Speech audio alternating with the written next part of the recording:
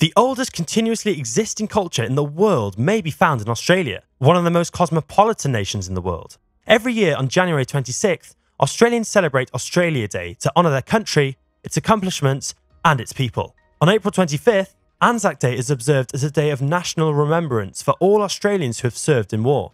It commemorates the day that Australian and New Zealand Army Corps, Anzac, set foot on Turkish soil at Gallipoli during World War I in 1915. So, let us take you on a tour about the factors that make Australia a global power. Australia has a long tradition of democracy and stable administration, as well as a highly trained labour force. Don't get bored, this list is long.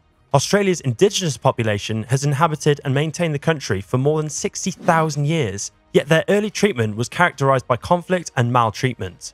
Since the 1960s, Aboriginal and Torres Strait Islander people have collaborated with Australian governments in an effort to bring about reconciliation. The stolen generations, who were Indigenous children forcefully stolen from their families, were mentioned in the Australian Parliament's 2008 resolution of apology to Indigenous Australians for past abuse and injustices. Don't get bored, here are some exciting facts. Gold was found in the 1850s, and the ensuing gold rush drove people from all over the world to Australia. Australia became an independent nation in 1901, creating the Commonwealth of Australia.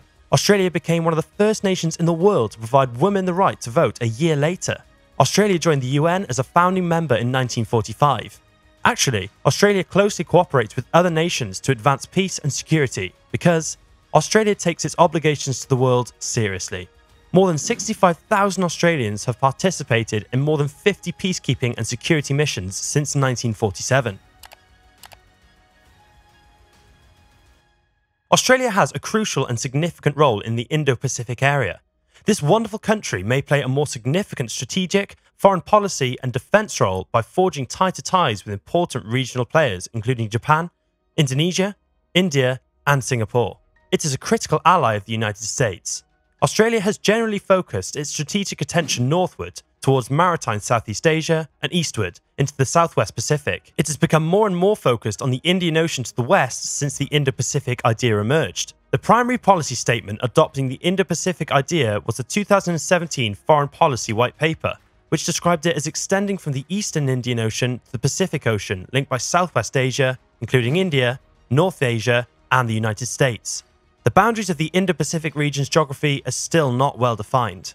In addition to significant maritime objectives in the Southern Ocean and throughout its Australian Antarctic territory, Australia has an interest throughout this vast region. It also has interests in maintaining the security of the Australian mainland and its important offshore resources, including economic exclusion zones.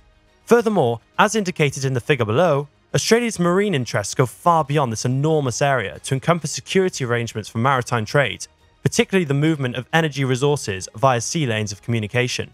Australia's location has historically highlighted drawbacks brought on by the tyranny of distance, which encourages its isolation from significant political and economic events in Europe and North America. At exactly the same time, Australia's vulnerability to low levels of a direct military threat strengthen the benefit of a splendid isolation due to the country's distance.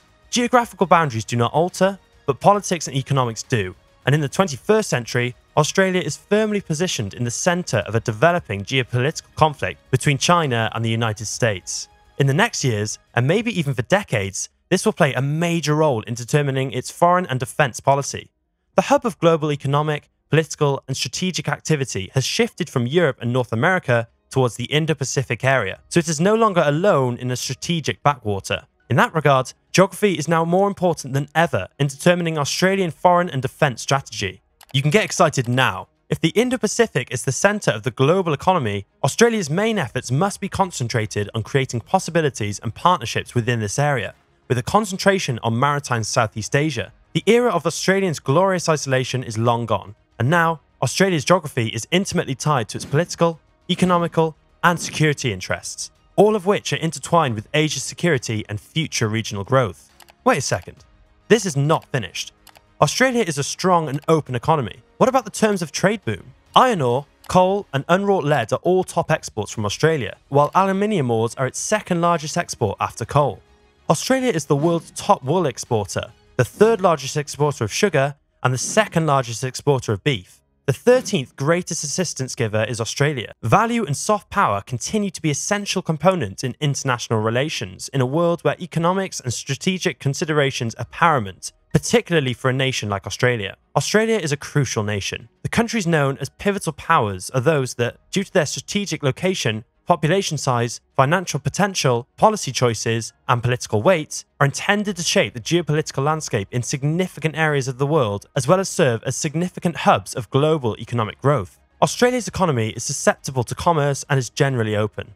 This implies that changes in the demand from other nations for Australian products and services might have a big impact on the Australian economy. For instance, if there is a rise in demand for Australian products worldwide, but no rise in supply, the price of those goods will rise. Large prices for certain Australian exports of commodities were the primary cause of the terms of trade boom. The second largest accessible deposits of iron ore in the world, the fifth largest reserves of coal, and sizable gas resources are all found in Australia, which has an abundance of natural resources. Commodities have historically been a major portion of Australian exports. Prices for materials like iron ore, coal, and natural gas, which are needed to make steel and create energy, started to rise dramatically in the middle of the 2000s. This was due to a huge increase in worldwide demand for certain goods, which the supply was unable to meet. The increasing urbanization and industrialization in China and other rising nations was the primary cause for the rise in worldwide demand for steel and energy. Investment in new homes, factories, and transportation infrastructure is necessary for urbanization, the movement of people from rural regions to towns and cities, and industrialization, the growth of manufacturing industries. All of these structures utilize steel in their construction. Australians' terms of trade, therefore, rose significantly. In reality, in 2011, the terms of trade were around 75% higher than they had been historically. Yes, 75% higher. You heard it right. Additionally, compared to its earlier occurrences, this term of trade growth was lengthier. Let's not forget to mention that innovation is a top priority for the Australian government and is what drives the country's business, scientific and research sectors, as well as its reaction to global issues. A national innovation and science agenda that encourages clever ideas to foster corporate growth, local employment, and worldwide success has been designed and put into place. Australia's economy and society are being impacted by emerging technologies, which are also adopted by Australian enterprises of all sizes and in all industries. The Commonwealth Scientific and Industrial Research Organisation, CSIRO, which collaborates with every Australian university, every Australian government agency, and every significant Australian enterprise, is Australia's most reputable research organisation. In 13 of 22 research disciplines, CSIRO is classified in the top 1% of all scientific institutes worldwide, and it operates in over 80 countries. Don't be surprised, as there is a well-established innovation culture in Australia. Over half of the Australian enterprises actively pursue innovation. Some of the most important innovations originated in Australia. Many of the modern technologies that are used by millions of people, such as Google Maps, bionic ears, Wi-Fi, and pacemakers, were developed or invented in Australia. They not only produce ideas, but Australians also vigorously guard them using intellectual property (IP) rules. Australia is ranked first globally at commercializing intellectual property. Sydney and Melbourne, two of the top cities in the world for entrepreneurship success, are both located in Australia. We cannot talk about what makes Australia a global power without mentioning tourism in Australia. Australia's main export sector is tourism. More than 666,000 individuals work there. For every dollar spent on tourism in regional regions, 43 cents are spent in urban and rural areas. The top factors that draw tourists to Australia include its exceptional natural beauty and landscapes, native animals, safety and security, welcoming people, and exciting attractions. Melbourne, Sydney, and Adelaide, three Australian cities, were ranked among the top 10 cities to live in the world in 2019 by the Economic Intelligence Unit. A staggering 10% of the world's biodiversity, including a significant number of indigenous plants and animals that are unique to Australia, is found there. One of the most sought-after tourist destinations in the world is Australia because of the magnificence of its natural landscapes, which range from clean coastal regions to lush rainforests and fiery deserts. The National Environment Reserve System in Australia protects more than 151 million hectares over 12,000 properties, or 19.74% of the total land area. This area contains a variety of ecosystems, from lush rainforests to savannas and deserts. Australia is in charge of maintaining about 17% of the world's coral reefs, including the Great Barrier Reef and has the biggest representative network of marine reserved areas in the world. As you have seen, yes, Australia is a strong power. Prior to the COVID-19 pandemic in 2020, Australia has seen 28 years of continuous yearly economic growth and ranked as the 14th biggest economy in the world. Australia is still helping nations in the Indo-Pacific to get access to COVID-19 vaccinations after the COVID-19 pandemic. For instance, the Australian Regional Vaccination Programme guarantees that all Pacific countries receive the COVID-19 vaccine. Additionally, Australia provides underdeveloped nations aid for development so they can thrive economically and eradicate poverty. Australia gave $4 billion in development aid in 2019 to 2020, of which $1.4 billion went to the Pacific. Australia now has 25 million residents, hailing from almost 200 nations. And your mind can be blown now. For both physical and mental health, all Australians enjoy access to high-quality, reasonably priced healthcare.